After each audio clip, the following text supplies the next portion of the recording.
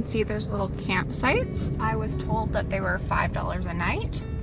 And then you are right at the trailhead though. There's restrooms right there. Yep, there it is.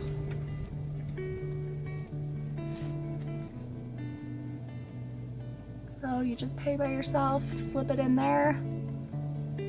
Some instructions on climbing. Welcome to the trailhead. And let's go right to it just to scout it out a little bit. You've arrived. Thanks. All right. So if you go on all trails and just go directions right to it, bring you right here. All right, I'll be getting started tomorrow morning.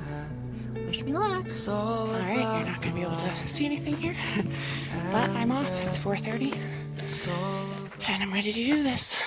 Hello, hello, and it is officially the morning, and I'm officially hiking. I really definitely couldn't get any footage. I started at 4:30 in the morning, which is kind of what I was reading online. A lot of people said they started at 3:30. There's about 8 cars at the trailhead parked overnight, and then probably like 4 cars camping in that little campsite right there. When I started, obviously it was pitch black. It really is only getting sunny now. I am, sorry, bug in my eye. I am about 2 hours in. Right here you can kind of see that's pretty legendary, and then it's right before the chicken out part, but it's going really well. Right now 2.2 miles in. Like I said, I've been going for 2 hours, and I'll do a little bit of an intro about myself if you guys are new to my channel as well. Just a quick thing too, it is dog friendly, which is really cool, and my dog Thor has done really well. You're supposed to keep him on a leash. A lot of times I won't on trails, but at the same time, since we're starting in the dark, and because like I know that there's quite a few animals out here, like I've heard there's wolves and stuff, I definitely am keeping him on. I figure when I'm going up and doing more like the rock climbing scramble, I might have to take him off for a bit, let him do this thing. So we'll see. I'll keep you guys updated though. All right.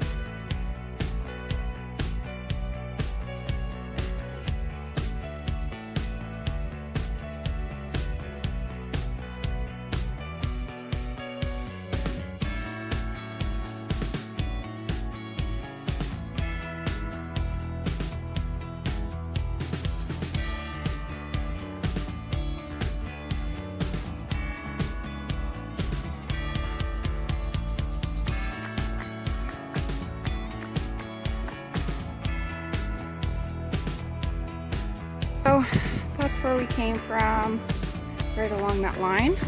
We've been coming up here. It's gotten pretty rock climby. I think up there is going to be the final kind of scramble, and then it goes to chicken out ridge. But I think we are less than a mile now from the summit. So that's pretty cool. It's been about 3 hours now.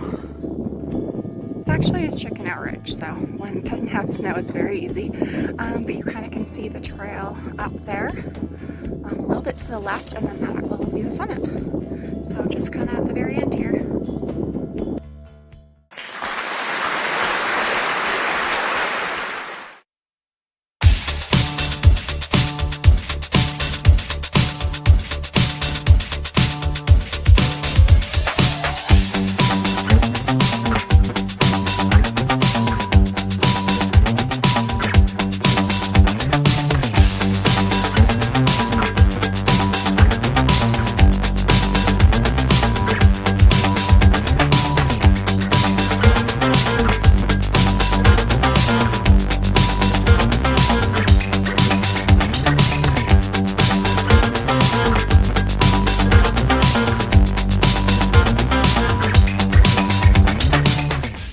I'm back down to chicken out ridge from the summit.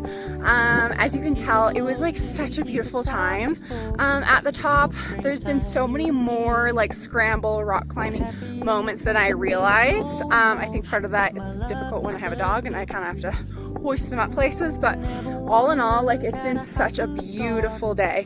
The sky's super clear, as you can see, and normally like a summit will have so much wind, and I literally like rarely will stay at a summit more than 10 minutes, and I just kind of like sat there and was just soaking it in for probably 30 to 40 minutes, which is just, I don't think I've ever done that. So I just really enjoyed myself. I'm very sorry that I haven't been able to get as much footage. It's just, you can't like just have a hand free to film at all. What I would say is I'm gonna go back through here, and then, which is the most rock climbing section, which is around mile like 3 to 3 3/4, I would say. But all in all, the hike will be 9 miles for me. I was at 4.5 when I was at the top. But all in all, I'm very, very happy that I've been able to do this. Obviously, it's not over yet, but make sure you give that video a little like if you are proud of me for summiting. But also make sure you subscribe so that you can keep following along on my mountaineering journeys around the world. So I just finished the hard section. Now I just kind of go to a normal trail. So just wanted to show you. So it's a trail here, but then it isn't. You can't walk along the top. You have to walk along the left, but there's no trail. So you're just like rock climbing along it. And then right. I know you're not mine, it's just my turn, but we can still have fun for now. No, I never wanna play happy families with you, but I like having you. Hey guys, I am officially back. It actually is the next day, and as you can see, Thor is still really tired in the back there. But basically, I wanted to just kind of take, I guess, kind of 24 hours to gather my thoughts as to exactly what I would recommend, and kind of just giving myself a little bit of time after the hike. And I wrote some notes here just on a random scrap of paper.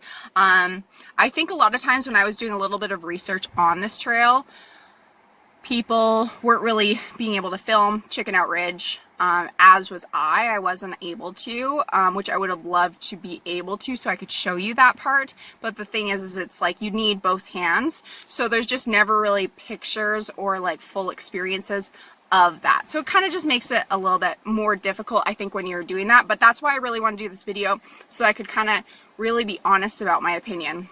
The first thing is that I do not think it's dog friendly. I've never said that in my life. Like when I go on a trail and it says it's not dog friendly, and the whole time I'm like, how could my dog not go on here? Like he would have had a blast with me. It always makes me sad. There's just way too much granite. So like my dog is 25 pounds, and like I would have to put him in my bag for parts of it, which kind of throws your weight off, obviously. And then if he was a bigger dog, like you wouldn't be able to put him in your bag. So I don't agree with that, and I've never said that. I think it made it just a lot more difficult. I think I would have really enjoyed my time a lot more, unfortunately, if I didn't bring him, but that's okay, and I'm really glad he was able to experience it. But at the end of the day, I wouldn't recommend bringing your dog if you were thinking of it. The second thing is, what I always say, and what most people I feel like always say, is just putting one foot in front of the other. It can seem like a marathon when you're looking, I need to get all the way there, but just put one foot in front of the other and you'll end up getting there, of course, with time. With that said, this is something that I really highly recommend, is still look like 10 to 15 steps in front of you. I think a lot of times when I was going, I would just kind of have the one step in front of the other mentality, and then it would kind of be like, all of a sudden I realized, oh, that way actually would have been easier if I had just kind of gone a little bit more difficult at the beginning, and then it would have been easy. Whereas I was just taking 2 steps at a time, so those 2 steps were easy, and now I'm kind of on a worse route. So I would recommend just kind of looking a little bit ahead of yourself, not too far, otherwise it's going to play a mental game with you. For what to bring, I'm sure you guys could see I had like a flat headlamp. I had a lot of different layers, and honestly, like I said, it was so beautiful up there. I didn't need very many layers, but I always recommend it, because especially when it's the tallest peak somewhere, it's not going to have any other mountains around it to make it a lot kind of less windy and stuff. So I feel like normally summit would be a lot more windy. So bring layers, bring sunscreen, even if you don't think you need it. High elevation, screws with your skin. So definitely apply that sunblock. I still did a few times during my hike for sure. And then gloves would be a big one. Gloves with, I have some really great ones. Actually, I'll link them below. I got them off Amazon on Black Friday last year. And they just have a little bit of a stick to them, so it's just easy when you're like grabbing rope, or just it won't actually like slip you off. And they're just really thin. It's not for like the warmth, it's just so that your hands aren't getting like really like beaten up on the rocks. So I highly recommend that. The other thing is I had zero Wi-Fi at the trail head. So when I was camping that night, zero. It kind of would stop as soon as I left the highway there. But most of the way up, once I got past the tree line, I did have a bit of Wi-Fi. And I only have like AT&T. It's not even like it's Verizon.